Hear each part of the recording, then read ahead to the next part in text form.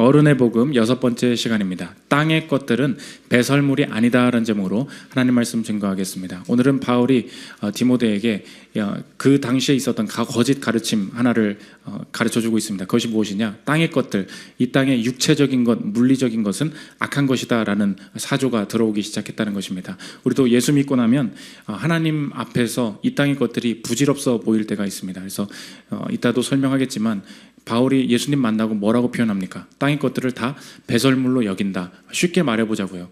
땅의 거가 다 뭐라는 겁니까? 배설물이다, 똥이다, 그런 소리예요. 필요 없다, 그렇게 된다는 것입니다. 그래서 우리 교회도 예수 믿는 분들, 이렇게 예수님 만나고 다시 회심하신 분들 만나보면 다 필요 없대요. 주님 앞에서 어떻게 이 땅의 것들이 뭐 이렇게 중요한 가치를 가질 수 있겠습니까? 거기서부터 문제가 시작된다는 거예요. 거기서부터 이 신앙관이 균형을 잡지 못하고 다르게 가다 보니까 이 땅의 것들은 다 필요 없나 봐. 그래서 다 선교사로 나가고 다 직장 그만두고 다 아무것도 안 해요. 근데 인생이 잘 풀리고 열매를 거둬야 되는데 갑자기 이상해지고 내가 잘못됐나? 내가 버림받았나? 이때부터 이렇게 잘못 가게 된다는 것입니다. 이 땅의 것이 배설물이다, 이런 말도 있고, 오늘 본문은 뭐라 그러냐? 하나님이 지으신 모든 게 선하다. 왜 버려? 지금 그 얘기하고 있는 거예요. 이 관점을 균형 있게 잡을 때 이 땅의 것들을 하나님 앞에서 어떻게 사용할 수 있을지 알 수 있다는 것입니다. 땅의 것들을 바라보는 관점에 대해서 살피도록 하겠습니다. 세 가지로 나눠서 살피겠습니다. 첫째로 살필 것은 두 가지 관점입니다. 성경에 보면 두 가지 상충되는 듯한 본문이 있습니다. 오늘 두 구절 중심으로 대조해서 볼 텐데, 예수님 만나니까 내가 가진 모든 것이 다 배설물이다. 빌립보서 3장 8절 한번 보십시오. 또한 모든 것을 해로 여김은 내 주 그리스도 예수를 아는 지식이 가장 고상하기 때문이라. 내가 그를 위하여 모든 것을 잃어버리고 배설물로 여김은 그리스도를 얻고. 이거 지금 바울이 썼거든요. 바울이 예수님 만났다는 것입니다. 그랬더니 모든 것이 배설물로 여겨지게 되었다. 이 땅에 모든 지어진 것들, 내가 가지고 있던 학위, 모든 재산, 모든 게 다 똥으로 보이게 되었다. 바울이 썼는데 똑같이 바울이 같은 저자인데 오늘 4절 보십시오. 하나님께서 지으신 모든 것이 선하매 감사함으로 받으면 버릴 것이 없나니. 배설물이라며. 여기서 이제 헷갈린다는 것입니다. 배설물은 버려야 되잖아요. 근데 감사함으로 받으면 다 버릴 게 없다. 배설물로 여긴다, 버리지 말라. 이 두 가지 말씀이 충돌하게 된다는 것입니다. 이것이 바로 예수님을 처음 만나고 내가 예수 그리스도를 구주로 삼았을 때 균형을 잃어버리면 나타날 수 있는 현상, 착각할 수 있는 현상이 된다는 것입니다. 우리 교회 중에서도, 제가 아는 분들 중에서도 예수님을 만나면 바로바로 그 감격에 못 이겨서 이렇게 결단을 하시는 분들이 있습니다. 우리 교회도 멀리 돌아다니다가 예수님 만날 때 자기의 체험들을 가지고 계신 분들이 있어요. 모태신앙들은 그런 게 없지만 막 갑자기 차를 타고 가다가 눈물이 펑펑 쏟아졌다는 거예요. 자기가 길을 걷다가 정말 내가 주님께 돌아올 때가 된 것 같아서 갑자기 그냥 그냥 건널목이야. 그냥 가다가 갑자기 막 자기가 하나님 만난 경험이 있다. 뭐 예배 때 주님이 날 만나 주셨다, 이런 분들이 있고요. 어떤 분들은 그래서 직장 그만두고 바로 선교사로 가시는 분들이 있고, 제가 아는 그 형님 중에서는 청년 때 모든 걸 드려야 된다, 이제 이 말 듣고서 너무 감격을 해가지고 그분 전 재산이 노트북 하나 있었거든요. 노트북 하나를 누가 단기 선교 간다고 보내버렸어. 근데 제가 좀 걱정이 되더라고요. 저 노트북마저 팔아버리면은 이 형 이제 굶어 죽을 것 같은데. 근데 아직도 들려오는 소식이 그분 이제 실업급여 받으면서 아무것도 못하고 지금, 이게 인생이 좀 약간, 그거 버리지 말지. 노트북 왜 버렸을까? 그거 버리는 바람에 약간 인생이 꼬이기도 하고. 그럼 여러분 이게 뭡니까? 그분들 위대한 결단을 한 거잖아요. 예수님 만났잖아요.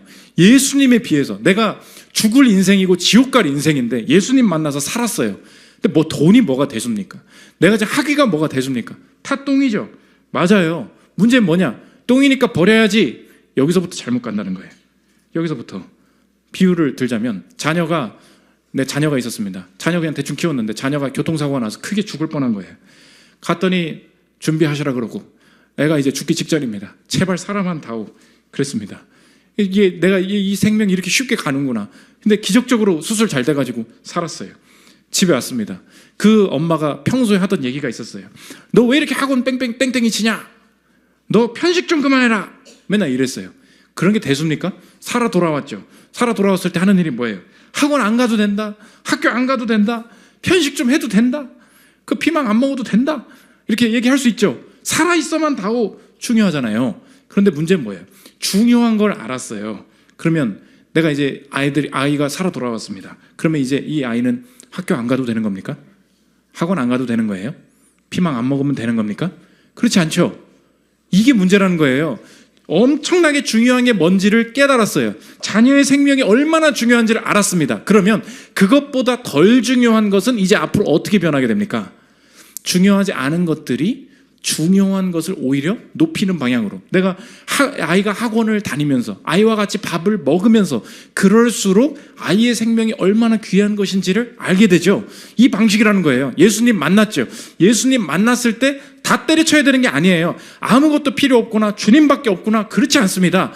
주님을 알아버렸어요. 그 다음 내가 붙들어야 될 게 뭐예요? 중요하지 않은 이 땅의 것들이 이제 어떻게 됩니까? 어떻게 하면 이것을 통하여서 주의 뜻이, 그의 사랑이, 그의 존재가 드러나게 될까? 연결되는 거예요. 절대 단절되고 버리는 게 아니라는 것입니다. 그래서 우리 교회도 극단적인 체험을 할수록 극단적인 결정을 내리면 절대 안 된다는 거예요. 정리하면 제목과 같습니다. 땅의 것들은 배설물이 아니라는 거예요. 오늘 못 버려서 고민하시는 분들 있죠. 특히 2부 예배에 참석하신 분들 중에 내가 예배는 나와, 근데 목사님 두려움이 있대요. 뭐냐? 내가 다시 이게 신앙을 얻게 됐는데 그러면 또 이것저것 버리라고, 이것저것 다 필요 없다고 이렇게 말할까 봐. 나는 이 땅에서 누리고 싶은 게 너무 많고 즐기고 싶은 게 너무 많다는 거예요. 근데 이거 이제 앞으로 못 하는 거냐? 그런 식으로 생각하면 안 된다는 것입니다. 그래서 성경을 바라볼 때는 두 가지, 이 본문이 두 관점을 보여줘요. 하나는 뭐냐? 비교 접근법이고요. 또 한 가지는 통합 접근법이에요. 비교 접근법은 뭐예요? 하나님에 비해서, 영생에 비해서 내 인생 가진 이거 뭐예요? 아무것도 아니에요. 그래서 배설물인 거예요. 맞죠? 통합 접근법은 무엇입니까? 하나님께서, 그 하나님이 내게 주신 거예요. 그러면 이것을 통해서 해야 될 일은 무엇입니까? 이것을 통하여서 하나님을 더 알아가고 이것을 통해서 하나님을 누리게 만들 수 있다는 것입니다. 저희 집에서 이제 가끔 저랑 아내가 돌아가면서 이제 음식을 하거든요. 근데 한 메뉴에 있어서는 무조건 네가 해줬으면 좋겠다 제가 부탁하는 게 있어요. 순두부찌개라고. 순두부찌개를 제가 좋아하거든요. 근데 다른 거는 내가 맛있게 잘 하는 것 같은데 순두부찌개는 이상하게 잘 끓이는 거예요. 그래서 제가 남 시키려고 핑계 대는 게 아니고 순두부찌개는 네가 끓여줘 맨날 해서 이제 먹거든요. 근데 한번 생각해 보십시오. 순두부찌개를 막 먹어요. 아, 너무 맛있다. 너무 맛있을수록 막 아내가 미워지나요? 그렇지 않죠. 내가 막 먹을수록 아내가 잊혀집니까? 그렇지 않죠. 먹을수록 생각나는 게 뭐예요? 내가 이 음식을 해준 이 사람이 얼마나 나를 사랑하나, 얼마나 고마운가. 제가 가방 얘기했죠. 맨날 목사님은 디오르랑 샤넬 가방 뭐 그런 얘기한다고 하는데, 디오르 가방을 남자친구가 뭐 줬어요. 뭐 화장품 뭐 줬다 칩시다. 너무 좋죠. 너무 귀하죠. 그랬더니 남자친구는 필요 없고 이 가방만 보이던가요? 끄덕끄덕 하시는 분이 몇 명 있어. 그것만 보인대. 그러면 진짜 이상한 사람이죠. 이걸 누가 줬어요? 그 사람이 줬죠. 이게 좋아요. 이 땅에 게 좋다고. 이 땅에 게 좋을수록 같이 좋아지는 게 무엇입니까? 이걸 준 사람, 이걸 누리게 한 사람, 그 사람이 좋잖아요. 그래서 성경 유머 중에 그런 게 있어요. 아담이 맨 처음에 하나님이 아담을 창조하셨잖아요. 창조해놓고 보니까 독처하는 거, 홀로 있는 게 좋지 못해서 돕는 배필을, 그래서 하와를 만들지 않습니까? 아담이 물어봤다는 거예요. 아우, 너 혼자 있는 게 그러네. 내가 한 명 파트너를 더 만들어줄게. 그랬더니 아담이 말했다는 거예요. 아니 하나님, 제가 혼자라니 무슨 말씀이세요? 저는 하나님이 있잖아요. 필요 없어요. 이렇게 말했다는 거예요. 여기 오류를 아시겠습니까? 하나님이 만드신 거 맞아요. 하나님만으로는 충분해요. 그런데 하나님이 직접 그렇게 창조하신 게 있어요. 이 사람의 기쁨이 하나님의 피조물로부터 채워져야 되는 거, 그렇게 만드신 게 있다고요. 여자와 함께 함으로, 그 파트너와 함께 함으로 채워지는 부분을 하나님이 만드셨다고요. 그러면 이 아담의 말이 잘못됐죠. 해야 될 말이 무엇입니까? 내가 그것을 즐거워하고 누릴 줄 알아야 된다는 것입니다. 오늘 여기서 착각하고 있다는 거예요. 오늘 주변에, 여러분 인생에 주변에 이렇게 교회 다니는 분들 많이 있을 거예요. 혹은 뭐 가족이나 굉장히 예수님 만났다고 극단적인 결정을 막 해버려. 갑자기 뭐 신학교 가겠다 그러고, 갑자기 선교지 가본 적도 없으면서 선교 가겠다 그러고, 갑자기 내 전 재산을 어디다 드리겠다고 그러고, 그거 말려야 돼요. 굉장히 지혜롭게 드리는 건 되게 지혜롭게 드려야 된다고. 왜? 내 이 땅의 것은 필요 없다라는 신학으로 가면 절대 안 된다는 것입니다. 두 개 뭐 있어요? 비교 접근법이 있고 통합 접근법이 있고, 이걸 같이 가야 된다는 것입니다. 그래서 오늘도 적용해야 돼서 여러분에게 물어볼 게 뭐냐? 직접과 간접의 균형을 한번 살펴보십시오. 여러분의 인생에 예를 들겠습니다. 밥을 먹어요. 직접적으로 하나님을 추구하는 게 있어요. 밥을 먹기 전에 우리가 어떻게 합니까? 기도를 하죠. 기도를 하고 딱 밥을 먹죠. 기도를 했는데 밥을 먹는데 너무 하나님을 내 마음속에 모시고 싶어서 기도가 끝나고 나서도 계속 밥을 먹는데 앞사람이 뭐라 얘기를 해요.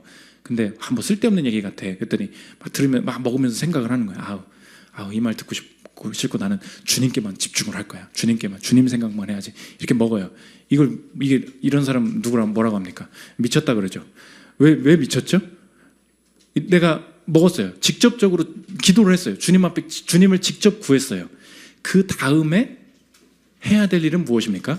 간접적으로 하나님을 만나는 거죠. 그 방법은 뭐예요? 그 사람을 향하는 거예요. 나랑 밥 먹고 있는 그 사람과 대화하는 거라고.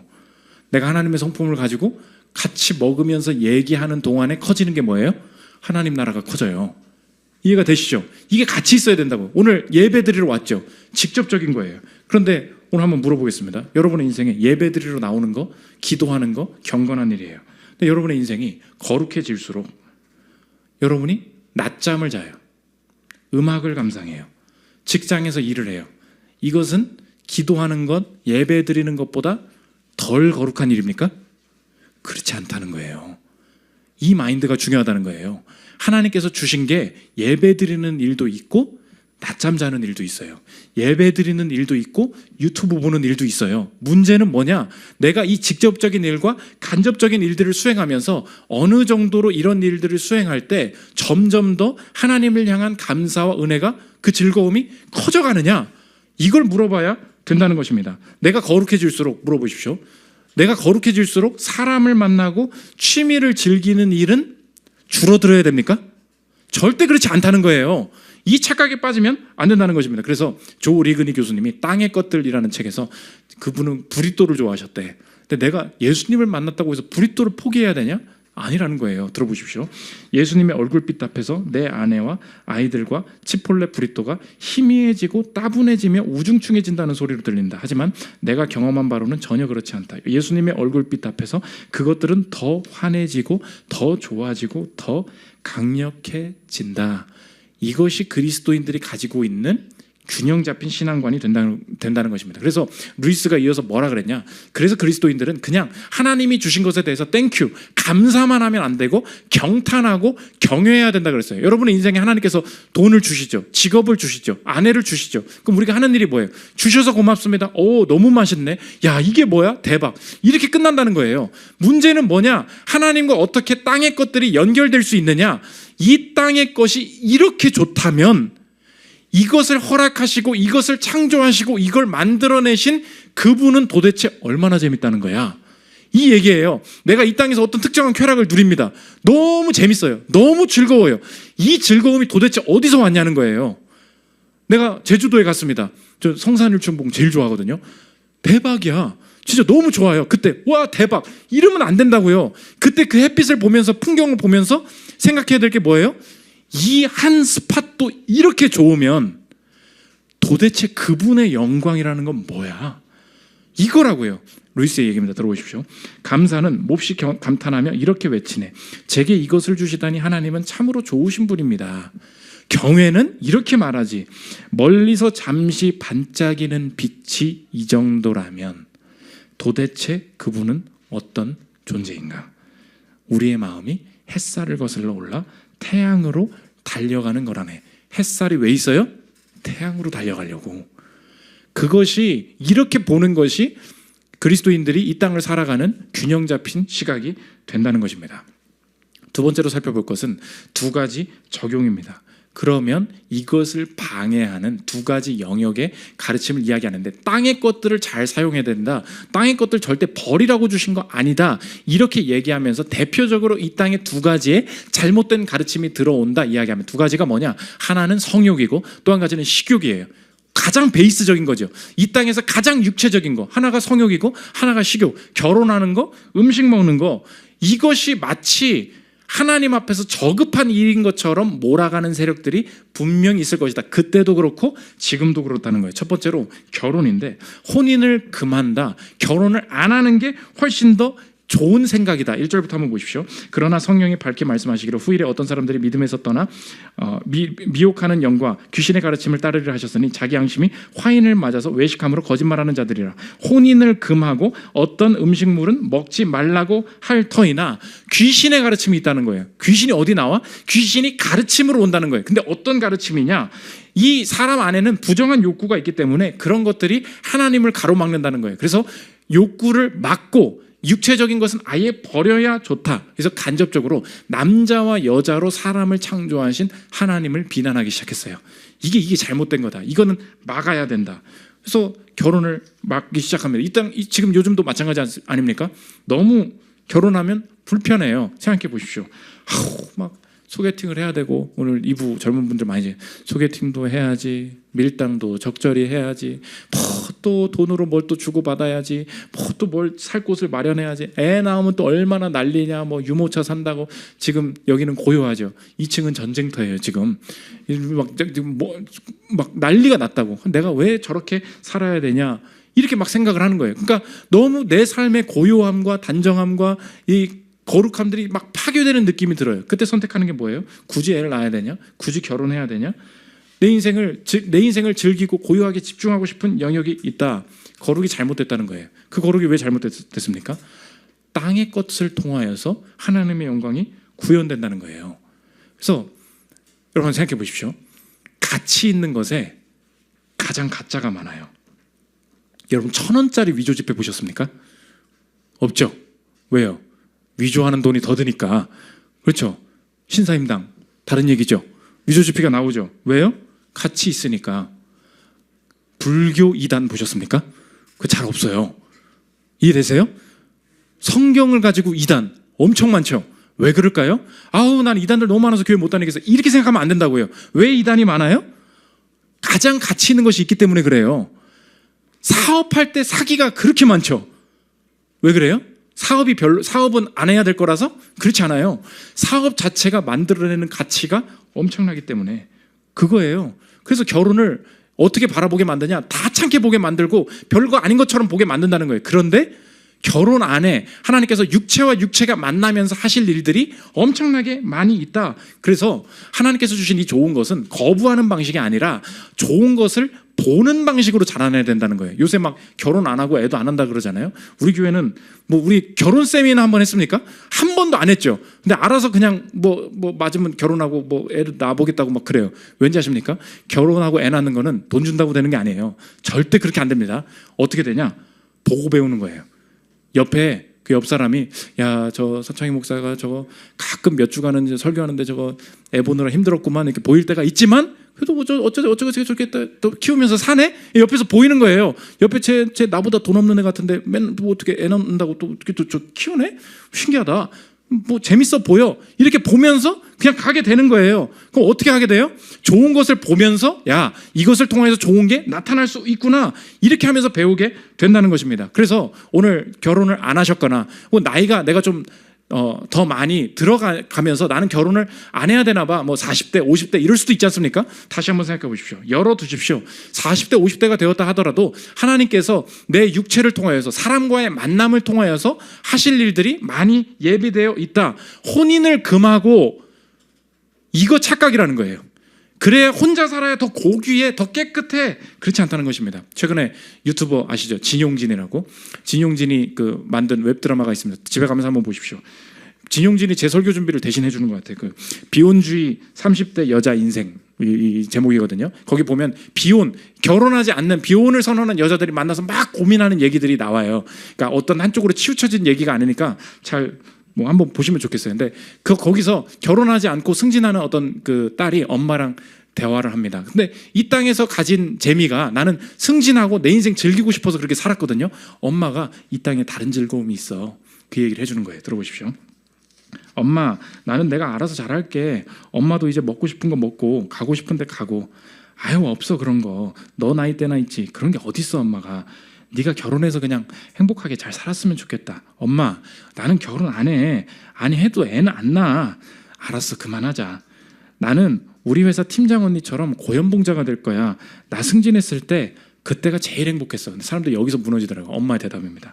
엄마는 너 낳았을 때가 제일 행복했어. 아, 그리고 엄마도 승진해봤어. 그리고 너처럼 여행도 다녀보고.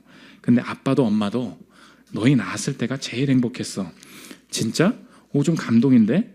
아니야. 엄마가 별난 것도 아니야. 이혼한 사람도 자기 애 낳은 거 후회하는 사람은 없어. 애 낳고 후회하는 사람은 그 정신 나간 사람들이야. 이거라는 거예요.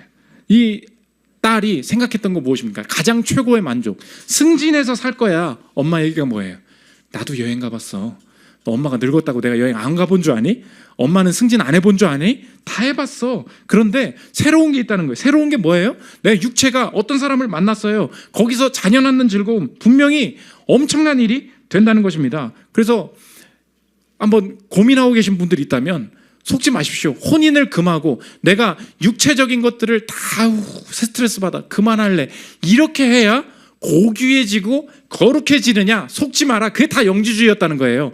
물리적인 것, 육체적인 것은 저급하다. 아니야. 육체를 통해, 물리적인 것을 통해, 사람과의 만남을 통해 벌어지는 일이 엄청난 창조적인 능력이 있다. 목사님, 그거 다 전통적인 시각이잖아요. 그럼 저는 결혼도 안 했습니다. 혹은 못했습니다. 사람들이 그렇게 결혼하라고 해가지고 스트레스 받아가지고 내가 혼자 살고 있는데 성경에서 결국은 결혼해야만 잘 사는 거군요, 이렇게 말씀은 하시는 거군요. 그렇지 않아요. 세계 최초의 비혼주의가 있어요. 그게 어디 있는지 아십니까? 그 성경에 있어요. 성경은 뭐예요? 비혼주의예요. 아십니까? 독신이라고? 싱글됨이라고? 성경이 최초로 그 시대에서 독신됨, 홀로 사는 것을 긍정하고 엄청난 가치가 있다고 동시에 얘기를 해요. 왜? 이 땅에 있는 결혼이고 뭐고 그 모든 게 지나가기 때문이야. 고린도전서 7장 28절부터 한번 보십시오. 그러나 장가가는 것도 죄 짓는 것이 아니요 처녀가 시집가도 죄 짓는 것이 아니로다. 이런 이들은 육신의 고난이 있으리니 나는 너희를 아끼노라. 형제들아, 내가 이 말을 하노니 그때가 단축하여진 고로 이후부터 안에 있는 자들은 없는 자같이 하며, 우는 자들은 울지 않는 자같이 하며, 기쁜 자들은 기쁘지 않은 자같이 하며, 매매하는 자들은 없는 자같이 하며, 세상 물건을 쓰는 자들은 다 쓰지 못하는 자같이 하라. 이 세상의 외형은 지나감이니라. 그 외형 중에 뭐도 있대요? 결혼도 지나가는 거라는 거예요. 결혼을 왜 해요? 내가 사실은 그리스도의 신부로서, 신랑 되신 그리스도를 만나는 것을 예표하는 것으로서 결혼을 한다는 거예요. 그러니까 무슨 말이냐? 결혼을 통하여서 그 모습으로 하나님 앞에 영광 돌리는 사람이 있는데, 싱글된 사람, 아직 결혼하지 않은 사람들은 뭐냐? 결혼을 해야만 그때부터 가치가 보인다.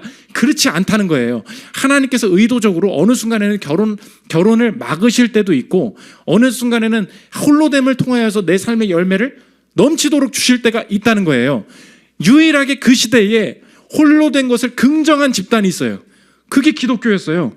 누가 뭐 결혼 안 한 거에 대해서 누가 뭘 실패래? 그렇지 않다는 거예요. 문제는 뭐냐? 이 시대가 두 극단으로 나눠졌다는 거예요. 하나는 뭐냐? 결혼 중심이에요. 결혼을 해야만 인생 행복이 있는 거야. 반대는 뭐예요? 나 중심이에요. 나 중심 뭐예요?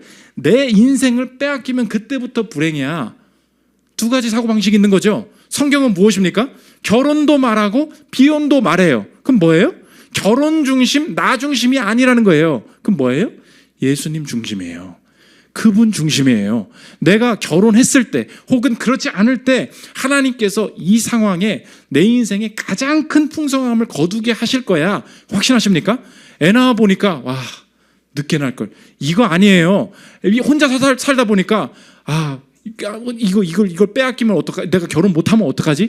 그렇지 않아요. 지금 내게 주신 이 상황 속에서 거두게 하실 은혜가 엄청나게 크다. 그래서 한번 여러분 생각해 보십시오. 결혼 회피도 틀렸고요. 결혼 집착도 틀린 거예요. 결혼 비난도 틀린 거예요. 싱글도 마찬가지입니다. 비혼주의 이렇게 얘기하죠. 비혼 선언 빽 하죠. 왜 선언을 해요? 그게 이상한 거예요. 결혼을 했다고 그냥 조용히 하면 돼요. 결혼을 했다고 내가 어느 호텔에서 어떻게 한다고 온갖 사진을 막 올리면서 내가 드디어 결혼을 했다고 그런 사람한테 내가 보면서 인스타 너는 고통이 더 심할 거야. 하나님이 분명히 그걸 깨닫게 하실 거야. 왜요? 이 세상의 외형은 지나감이라 하나님께서 결혼 안에서 어떻게 이것을 통하여서 하나님께 영광 그걸 하면 되는 거거든요. 비혼도 뭐예요? 왜 비혼주의예요? 내 안에 두려움이 있는 거예요. 주님께서 주실 확신이 없는 거예요. 내가 오늘 하나님 앞에서 충만한 인생을 살아갈 수 있는 그리스도가 남편 되신 그 그리스도와 연합한 그 확신이 없다 보니까 남들이 뭐라고 하는 것 같으니까 주의, 선언. 왜 그래요? 누가 뭐 선언을 하래? 왜 혼자 막 그렇게 하고 싶은 거예요? 그 마음에 있는 거예요. 확신이 없는 거. 결혼이든 비혼이든 그렇지 않다. 혼인을 금한다는 말, 이 육체적인 것을 무시하는 말 거절해야 된다. 두 번째, 음식 가지고 장난친다는 거예요. 어떤 음식을 먹지 말라고 말한다는 것입니다. 3절부터 보십시오. 혼인을 금하고 어떤 음식물은 먹지 말라고 할 터이나 음식물은 하나님이 지으신 바니 믿는 자들과 진리를 아는 자들이 감사함으로 받을 것이니라. 하나님께서 지으신 모든 것이 선함에 감사함으로 받으면 버릴 것이 없나니. 이 당시에 동물성 음식을 금하는 집단들이 나타나서 동물성 음식을 왜 금해야 되냐? 야, 고기를 많이 먹으면 사람들이 욕구도 늘어나고 사람들이 육체적으로 관심을 갖는 게 늘어나기 때문에 너 하나님 앞에서 고귀해지고 싶어? 거룩해지고 싶니? 그렇게 하는 길은 고기를 끊고 채식을 하는 거야. 이렇게 말을 하기 시작한다는 것입니다. 언제나 문제는 이 음식과 음식에는 언제나 무엇과 관련이 있느냐? 창조와 관련이 있습니다. 여러분 한번 생각해 보십시오. 요새 많은 그런 얘기가 있지 않습니까? 뭐 고기를 먹으면 안 됩니다. 고기를 먹으면 환경이 파괴됩니다. 고기를 먹으면은 육식 동물들을 함부로 대하는 행위입니다. 그리스도인들이 환경을 보호해야 됩니다. 그리고 이 창조 세계의 질서를 보존하는 것 다 그리스도인들이 모든 영역에 들어가서 해야 될 일입니다. 그런데 창조 세계를 들어가서 환경을 보호할 때 사람들이 착각하는 게 있어요. 창조 세계를 보존하는 피조물들 중에 가장 고귀한 것이 무엇입니까? 환경 보호 중에 가장 고귀한 것. 그래서 성경에서는 환경 보호라고 말하지 않고 크리에이션 케어, 창조 세계 돌봄이라고 말을 해요. 모든 피조물을 다 관리해야 된다는 거예요. 그 피조물 중에 가장 고귀한 게 뭐예요? 사람이죠. 여러분이 어느 곳에 가서 환경을 중요하게 얘기해야 돼, 환경을 보호해야 돼 하는데 당연히 좋은 얘기예요. 당연히 옳은 얘기예요. 그런데 그것과 같이 쓱 들어오는 게 뭐냐면, 그러므로 사람들은 문제를 일으키는 존재야. 사람 안에는 선한 게 없어. 사람은 태어나봐야 소용이 없는 거야. 그러면서 이게 어디서부터 나왔습니까? 이 시대에도 있었고, 멜서스 인구론, 이거 뭐예요? 사람을 통제해야 된다는 거죠. 사람을 죽여야 된다는 거예요. 사람의 인구를 관리해야 된다는 거예요. 그래서 이 시대 많은 부자들이 유튜브에 쳐봐요. 실제로 뒤에서 했던 이야기를 들어보잖아요. 이 정책을 왜 펴냐? 인구를 관리해야 된다는 거예요. 사람을 더 많이 죽여야 된다는 거예요. 그래야 환경이 살아날 수 있다. 여기서 지금 무시하는 것이 무엇입니까? 사람이 육체를 가진 이것이 좋은 가치를 만들어낼 수 없다. 사람 잡으려고 하면 안 된다는 것입니다. 실제로 오늘 음식을 먹지 말라, 채식 이 얘기 있죠. 이 채식이 종교적인 것과 연관되어 있다. 그 책 하나 소개하면 Sacred Cow라고, 신성한 소 이렇게 번역되어 있습니다. 그 미국의 그 엄청나게 유기농으로 농업하시는 영양사랑 생화학자랑 쓴 책이에요. 거기 내용이 뭐냐? 자기가 진짜 조사해봤다는 거예요. 소고기를 먹으면 진짜 환경이 파괴되고 진짜 땅이 안 좋아지고 진짜 사람들한테 병이 생기는지 다 거짓말이라는 거예요. 실제로 파고 들어가 봤더니 미국 안에 채식을만을 장려하고 이거 육식은 저급한 짓이다라고 말하는 것의 끝에 뭐가 있냐? 종교가 있었다는 거예요. 그 종교가 무엇입니까? 들어보십시오. 개인의 식단이 도덕성과 잘못 결부되기도 했지만 오늘날의 현대적인 채식주의는 여러분이 아마도 몰랐을 방식으로 종교 집단과도 연결되어 있다. 이 사람들 그리스도인들 아닙니다. 이 연구자들. 서양에서 고기를 비난하는 영향력이 가장 큰 종교 집단 중 하나는 제7일 안식일 예수 재림교다. 미국의 경우 고기를 혐오하는 영양지침에 제7일 안식일 예수 재림교가 여전히 영향을 미친다. 88년에 미국 영양 및 식이요법학 학회 A&D가 발표한 채식 식단에 관한 공식적인 정책 방침은 주요 필자 중 다수가 제7일 안식일 예수 재림교 소속이었다. 지옥이 없다고 말하는 그 사람들. 그러니까 미국에서 어떤 학회에서 발표했대. 그럼 이게 너무 좋은가 봐. 실제 파고 들어가 봤더니 다 종교 집단이라는 거예요. 그 종교 집단이 말하는 게 뭐냐? 야, 육체를 관리해야 거룩해질 수 있는 거야. 육체의 모든 욕구를 포기해. 그때 해야 되는 게 뭐냐? 고기 그만 먹어. 이렇게 얘기한다는 거예요. 아니에요. 파고 들어가 보니까 사람 몸 어떻게 사냐? 노아 홍수 이후에 하나님께서 육식을 허락하셨죠. 육식을 단백질 먹어야 사람 산다는 거예요. 목사님, 고기 많이 먹어서 암 걸려서 죽은 사람들 많잖아요. 그건 또 어떻게 되는 거예요? 이 책 읽어봐. 다 나와요. 문제는 뭐냐? 채식하는 사람들이 같이 끊는 게 있대요. 가공식품을 같이 끊는데, 육식을 하는 사람들이 보통 하는 게 뭐예요? 다 먹죠, 다. 가공식품 다 많이 먹고, 그러니까 무슨 고기를 끊어서 그렇지 않다는 거예요. 고기를 끊으면 오히려 우울증이 걸리고, 실제로 그래서 미국이나 프랑스에서 지금 법으로 막고 있는 게 뭐냐, 거기는 극단적인 자기 생각이 중요하다 보니까 내 엄마 아빠가 채식이 너무 확고한 거예요. 아이를 낳자마자 임산부 때부터 아무 고기를 안 먹고 애가 나왔는데 다 죽는 거야. 그래서 법으로 강제를 하는 거예요. 애 죽이지 말라고, 고기를 먹여야 된다고. 임산부, 청소년, 어린아이, 약자들 분명하게 먹어야 될 게 뭐냐? 적색육, 소고기 먹어야 산다는 거예요. 그러니까 애들을 막 죽이고 있으니까 법으로 어쩔 수 없이 그런 애들 잡아다가 감옥 넣을 수밖에 없다. 애한테 고기 먹여라, 그러고 있다는 것입니다. 목사님, 동물을 죽이면은 마음이 아프잖아요. 그냥 식물만 먹고 사는 게 훨씬 더 윤리적인 얘기 아닐까요? 마찬가지라는 거예요. 너 한번 생각해봐라. 그럼 우리가 그 동물을 안 죽이면 그 동물은 편하게 잠자면서 죽니?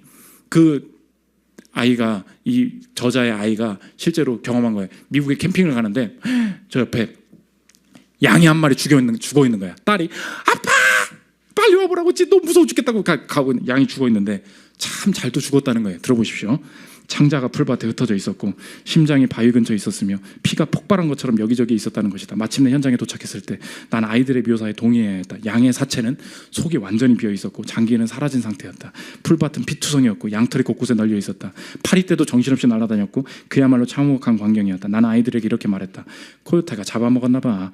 농장에서는 가끔 이런 일도 일어난단다. 울타리도 치고 개도 풀어서 양을 보호하려고 최선을 다하지만 그래도 코요테가 양을 공격할 때가 있거든. 윤리? 우리가 착각하고 있다는 거예요.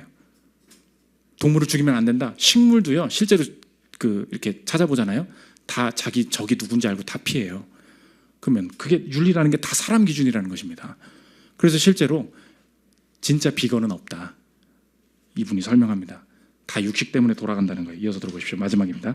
토양은 살아있는 거란다. 그의 안에는 양이 준 양분이 필요한 작은 생물들이 살고 있어.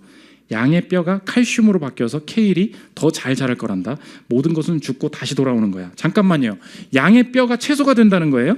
뼈 맛이 나는 거예요? 그럼 채소를 먹을 때 뼈를 먹는 거예요? 아니, 뼈 맛이 나지는 않아. 하지만 채소를 먹을 때는 뼈와 피 그리고 다른 여러 가지를 먹는 건 된다. 결론. 그러면 비건이 되는 건 불가능하네요. 토양이 살아있고 죽은 것이 전부 다시 돌아오면 죽은 무언가를 먹지 않고는 아무것도 먹을 수 없잖아요. 그래서 내가 스스로 선택했을 때 내가 채소를 요즘 많이 먹겠다, 이런 걸 비난하는 게 전혀 아닙니다. 마음대로 하십시오. 근데 꼭 명심하십시오. 육식은 훨씬 더 윤리적이지 못한 행위다. 그렇지 않아요. 그게 이단의 가르침이고, 그게 제7일 안식교의 가르침이고, 그게 종교적인 영향이 지금도 온다는 거예요. 그래서 비건 있잖아요. 사실상 이 비건이, 여러분 비건이죠. 여러분 낮은 단계예요. 이 비건이 종교적인 단계로 어디까지, 맨 마지막에 어디가 나오는지 아십니까? 브레데리안이 나와요. 브레데리안이 뭔지 아세요? 이제 사람이 고귀해지면 이렇게 하면 한 끼 먹은 거라는 거예요. 숨만 쉬고 살 수 있는 그 상태. 그게 가장 고귀한 계급이에요. 나중에 내가 이미지 보여줄게. 뭔지 아시겠죠? 이게 종교라고요. 이렇게 하면 고귀해지냐? 오늘 성경이 뭐라 그래요? 귀신의 가르침이다. 왜요? 육체적인 거 하나님이 주셨다는 거예요. 결론의 적용인데, 먹는 것을 저급하게 생각하는 거, 이거 이단적인 생각입니다. 여러분의 인생에 잘 먹어야 돼요. 적색육을 먹어야 돼요. 소고기 많이 먹어야 돼요. 그러면서 내 몸을 잘 관리하는 거, 하나님 앞에 굉장히 영광스러운 일이 될 수 있다는 것입니다. 마지막 세 번째, 한 가지 유익이 무엇인가? 그러면 금욕을 대체하는 게 뭐냐? 그러니까 사람들이, 제가 아까 안 띄워준 거 있죠, 황 집사님. 금욕한다고 될 게 아니라는 거예요. 거룩해지기 위해, 거기 제가 읽겠습니다. 금욕한다고 될 게 아니라는 거예요. 들어보십시오. 거룩해지기 위해 창조된 쾌락과 안전거리를 두는 것은 얼핏 보기에 지혜로운 처사 같다. 금욕주의적 종교와 육체로 속사하는 것은 많은 이에게 강렬한 인상을 심어주기도 한다. 그러나 경건을 함양하는 데는 완전히 무익하다. 이유는 간단하다. 뭐예요? 죄가 쾌락 안에 있지 않기 때문이다. 쾌락을 누가 만드셨어요? 하나님이 만드셨다는 거예요. 쾌락 안에 죄가 있는 게 아니에요. 내 안에 죄가 있는 거지. 그러니까 그 쾌락을 내가 오용하게 된다는 것입니다. 그러면 이 금욕이 아니라 대체하는 것은 뭐냐? 경건이다. 오늘 마지막 6, 7, 8절 보십시오. 내가 이것으로 형제를 깨우치면 그리스도 예수의 좋은 일꾼이 되어 믿음의 말씀과 내가 따르는 좋은 교훈으로 양육을 받으리라. 망령되고 허탄한 신화를 버리고 경건에 이르도록 내 자신을 연단하라. 오늘 본문이 보여주는 연단, 경건은 그러면 무슨 뜻입니까? 경건이 뭐예요? 기도를 더 하는 거예요? 내가 뭐 유튜브를 끊는 것입니까? 그게 경건이에요? 그렇지 않아요. 오늘 뭐예요? 육체를 가지고 계속 얘기했죠. 물리적인 거 가지고 얘기했죠. 그럼 경건은 뭐예요? 땅의 것으로 하늘의 것을 만드는 거. 이게 경건이라는 거예요.